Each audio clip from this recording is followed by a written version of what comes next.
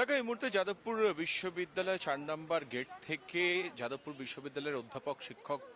Stake হোল্ডারদের যারা রয়েছেন তারা তারা আজকে মিছিলে নেমেছেন। এবং 1 তারিখে যে ঘটনা ঘটেছে 1 মার্চ, এবং সেই জায়গা থেকে আজকে এই মিছিলের তরফ থেকে যেটা দাবি করা হচ্ছে,